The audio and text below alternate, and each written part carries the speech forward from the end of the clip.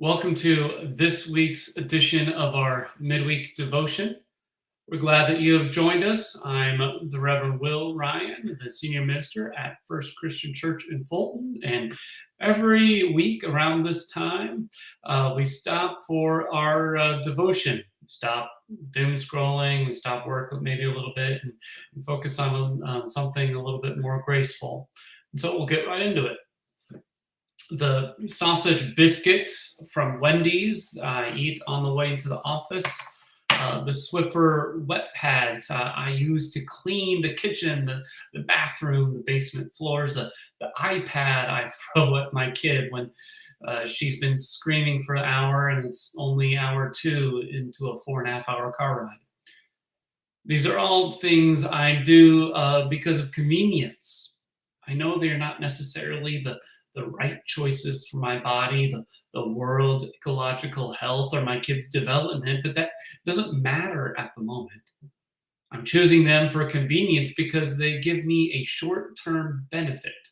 A belly full and a salt-loving palate satisfied, a relatively quickly cleaned room, and some time in the car when I'm not pulling my hair out. Let's not talk about the fact that I have a family history of high blood pressure and I was diagnosed with pre-hypertension at the ripe old age of 26. Please don't bring up the fact that I own a mop and that can do the job just as well as those throwaway pads, even though it takes a little bit longer. And please don't remind me that I'm slowly conditioning my child to know that if she screams in the car long enough, she'll get to watch Winnie the Pooh.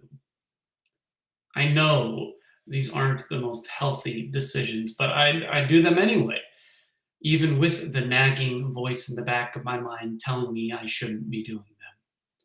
And I'm sure there are things in your life you do for the sake of convenience. You know they are not right, not good, and ultimately what you should do, but you do them nonetheless. You do them because they satisfy something in the short term. The benefits outweigh the cost, even if just in the moment.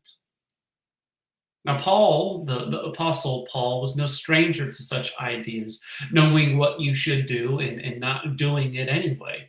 He battled with it himself. He wrote, I don't know what I'm doing because I don't do what I want, and said, I do the very thing I hate. Sounds like me as I'm pulling through the drive-thru at Wendy's. Sin has corrupted the way we move in the world. Just knowing what you should do is not enough to actually do it. The law cannot produce what it wills. It can tell you not to do something or to do it, but not make you want to not do it or do it. Telling you to love your neighbor won't actually make you love them. Have you ever actually tried to love someone, tried to force it when it wasn't there, tried to harangue and cajole yourself into feeling something or to make someone else feel it? Bonnie Raitt wasn't wrong when she sang, I can't make you love me if you don't. You can't make your heart feel something it won't. It goes much deeper than fast food, fast cleaning, and fast babysitting. We can't choose, work, convince, or any other active verb our way out of guilt and into salvation. No, we need help from the outside, which is actually what Jesus gives us on the cross. God has done what is impossible for the law since it was weak because of selfishness. God condemned sin in the body by sending his own son to deal with sin in the same body as humans who are controlled by sin. He did this so that the righteous requirement of the law might be fulfilled in us. That's from Romans 8. The requirements of the law are complete in Christ. The demands placed on us in this life are met. The law says do this, but the gospel says it's already done. Now, don't get me wrong, and don't get Paul wrong. The law is holy and good and true. There are things we should and shouldn't do.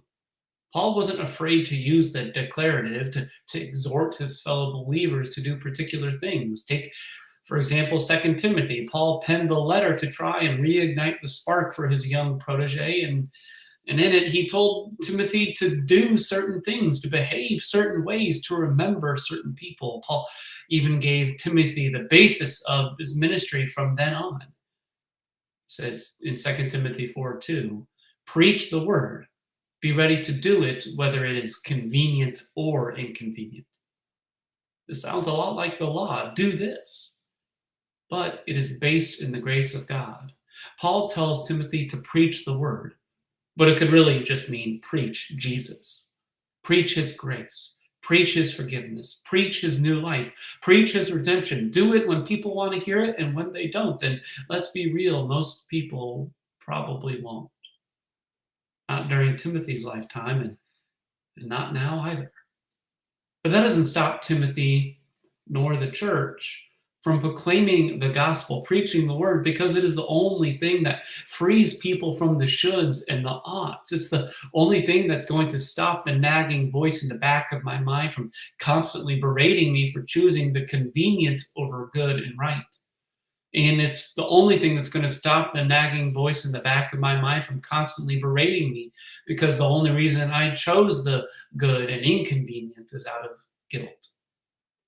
And hey, knowing I'm not condemned because of the sausage biscuits, the Swiffer wet jet pad, or the iPad parenting, well, it might actually lead me to choose none of those things next time. Maybe. But those sausage biscuits are pretty good too. Thanks for joining me for this week's midweek devotion. I hope you heard a word of grace. If you like what you heard, please like it and share it with someone who you think needs to hear it. You're invited to join us for worship on Sunday morning. We gather online and in person at 10:30 for worship. But if not, our benediction is the same as always. God be with you till we meet again.